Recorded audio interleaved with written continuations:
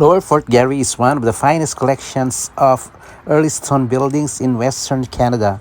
It was built for Governor George Simpson of the Hudson Bay Company between 1831 to 1848.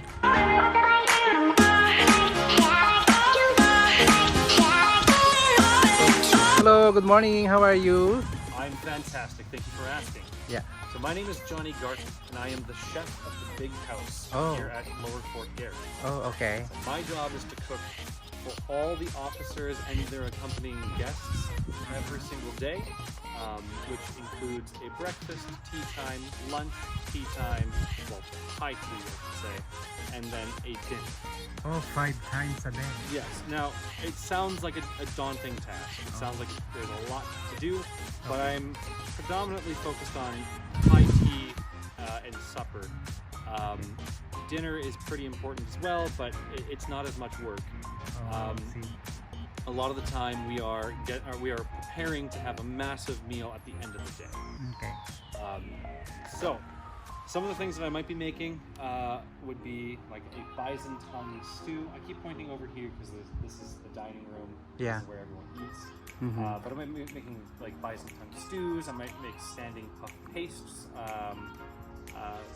Those are things for dinner, but for supper, it's a lot of work. So I'm going to be making 2 main meat courses, and so it's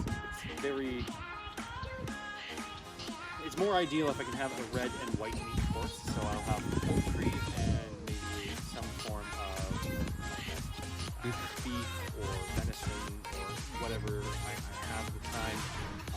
But they eat very well. Sometimes the white meat is sturgeon. Because right now in one we are doing a lot of fishing in the Red River, and sturgeon are bountiful here. So more time spent on preparing the dinner. There's a lot of time, except for on days where I'm preparing things like this oven. Okay. So this is my back summer bake oven. Okay. And it is an ordeal. So to bake in there is an all-day event. Oh, man. And so effectively all I do is I heat up the oven in the morning, and then I bake with that heat all day. And brandy. If you're an upper class gentleman of the fort, you have a lot more access to different types of alcohol. So in these bottles you might have port or sherry or sec. But if you're like myself, or even Miss Hawk over there, you're going to be getting rum as your ration. And so you're not going to be having very much in the selection of what kinds of alcohols you have, unless you purchase it. But we definitely enjoy a good cup of rum here and there. Oh, what are you doing? I'm flying wool. So okay. I've already spun some wool from a sheep, and now I'm just turning it into a yarn that I can knit with. If I just had one string, it would come unwound, and then I would just have a big mess. So how long will it take for you to finish one? The spinning or just applying? Just applying. Maybe like an hour or 2. It's a pretty quick job. Oh. I just have to sit here and press the wheel. It does my okay. job for me. Oh, nice. It's dyed with indigo, it says blue. Oh, indigo, yeah.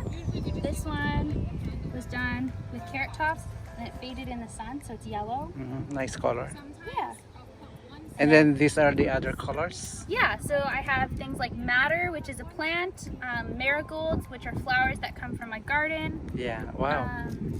And then cochineal's a beetle from South America, one that you still use in your modern dyes to make bread. Did you make your stew? Is that a beef stew? Yes, it is beef stew. I made it by slicing up a bunch of vegetables. We had some potatoes, some carrots and peas and onions, chopped them up all nice, threw them in a pot with some beef broth, and then made some dumplings on top. And it looks kind of sloppy, but it tasted very, very good. So your loved one loves you if you cook well. Well, I hope so. I'm hired, so I get to make a lot of money doing this. But yes. One time I look for you and then order from you that kind of stew. Sounds good.